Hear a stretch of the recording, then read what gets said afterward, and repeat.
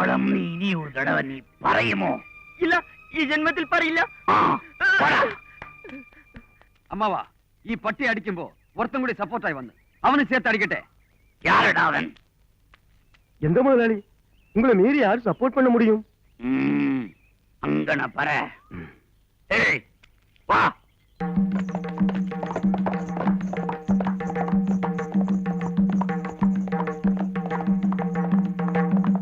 ஆமா, எதுக்கு பவளம் சொன்னதுக்கு அவன் அந்த அடிக்கிறாங்க? மேல எதனா தங்கம் பவளம் வியாபாரம் பண்றதா? மேனன் கையில ஒரு பவளம் இருக்கு. யாராலும் விலை கொடுத்து வாங்க முடியாத பவளம் அது. என்ன பவளம்? ஆமா, பவளம் மேனனுடைய ஒரே பொண்ணு. ஐயா, இங்க சின்ன பாண்டிங்கிறது நான் தான். தம்பிக்கு தமிழ்நாடு தானே? ஆமாண்ணே.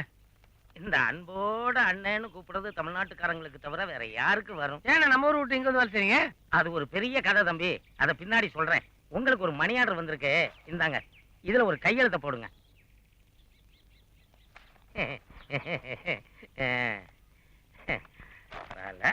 இதுல ஏதோ எழுதிருக்கு, படிச்சு பாருங்க. வரட்டுமா? புத்திய காட்டுற பத்தியா? பணத்தை கூடியா? அதான் தம்பி, அவசர செலவு, கொஞ்சம் கைய வச்சுட்டேன். கைய வச்சிட்டியா? இப்ப நான் உன் மேல கை வைக்கிறதுக்கு முன்னாடி பணத்தை அடியா? தம்பி, நான் நேர்மையானவன், நாணயமானவன், அடுத்தவங்க பொருளுக்கு ஆசைப்பட மாட்டேன். ஆமா, உன் புறம் எனக்கு எதுக்கு? பணத்தை எடு. இதுல கையெழுத்து போட்டுட்டீங்கன்னா என்ன அர்த்தம்? சட்டப்படி நீங்க என்கிட்ட பணம் வாங்கிட்டீங்க.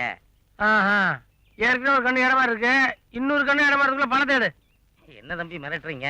உங்களுக்கு ஒரு 1000 ரூபாய் வந்தது, அதுல ஒரு 200 ரூபாய கைய வச்சுட்டேன், திருப்பி கொடுத்துறேன்.